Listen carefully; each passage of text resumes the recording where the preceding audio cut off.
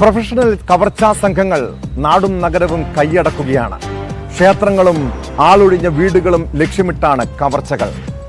തിരുവനന്തപുരം പൂന്തുറ ദേവീക്ഷേത്രത്തിലെ വൻ കവർച്ച പോലീസിനെ പോലും ഞെട്ടിച്ചു. 1 കോടിയിലധികം രൂപ വില വരുന്ന പഞ്ചലോഹ വിഗ്രഹമാണ് കവർന്നത്. പ്രൊഫഷണൽ കൊള്ള സംഘമാണ് സംഭവത്തിന് പിന്നിലെന്നാണ് പോലീസിന്റെ നിഗമനം.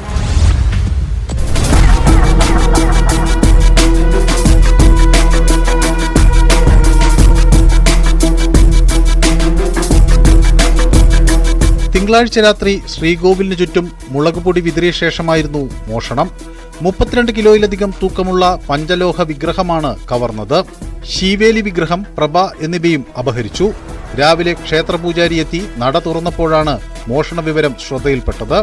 വിഗ്രഹത്തിന് മാത്രം 1 കോടിയിലധികം രൂപ വില വരുമെന്നാണ് വിവരം. സംഭവത്തിൽ പൂന്തുറ പോലീസ് കേസെടുത്ത് അന്വേഷണം ആരംഭിച്ചു. 8 മണിയാകുമ്പോൾ നടയടക്കുന്നു. വൈകിട്ട് സന്ധ്യ സമയത്ത് 8 മണിക്ക് നടയടച്ച് ഞാൻ പോകുന്നിടം വരെ കുഴപ്പമൊന്നുമില്ല. ഞാൻ പോയിട്ട് തിരിച്ച് ഇവിടെ ഞാൻ പോകുന്ന സമയത്ത് ലൈറ്റെല്ലാം ഇട്ടിട്ടാണ് പോകുന്നത്.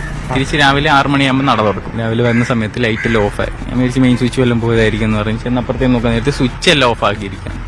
ഞാൻ സ്വിച്ച് ഇട്ട് ലൈറ്റൊക്കെ ഇട്ട് പിന്നെ അവിടെ തന്നെ ഔട്ട് വരെ, ഈ സ്വിച്ചിന്റെ അടുത്ത് തന്നെയാണ് ഔട്ട് വരെ. അവിടെ പോയി പാട്ടൊക്കെ ഇട്ട് ക്ഷേത്രം തുറക്കാനുള്ള താക്കോലും എടുത്ത് ചന്ദനക്കിണ്ണി എല്ലാം എടുത്ത് തിരിച്ച് ഫ്രണ്ട് വന്ന് നോക്കാൻ നേരത്തെ കൂട്ട് പൊട്ടി കിടക്കുന്നു. തുറന്നു നോക്കിയപ്പോൾ അകത്ത് വിഗ്രഹമില്ല. പഞ്ചലോക വിഗ്രഹമാണ് ഇരിക്കുന്നത്. 32 കിലോ വെയിറ്റ് ഉള്ള പഞ്ചലോക വിഗ്രഹമാണ് അകത്തിരിക്കുന്നത്. പ്രദേശത്ത് നിന്ന് മോഷ്ടാവിന്റേതെന്ന് കരുതുന്ന കാൽപ്പാടുകൾ കണ്ടെത്തിയിട്ടുണ്ട്. പൂട്ടുകൾ പൊളിച്ചതുൾപ്പെടെയുള്ള രീതികൾ പരിശോധിക്കുമ്പോൾ പ്രൊഫഷണൽ കൊള്ളസംഘമാണ് സംഭവത്തിന് പിന്നിൽ എന്നാണ് പോലീസിന്റെ നിഗമനം.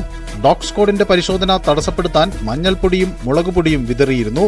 രാത്രി മഴ പെയ്തതും മോഷ്ടാക്കൾക്ക് സഹായകമായിട്ടുണ്ടെന്നാണ് പോലീസ് പറയുന്നത്.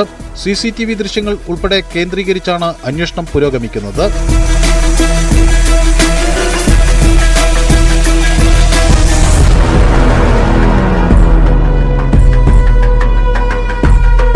ന്യൂസ് 18 തിരുവനന്തപുരം.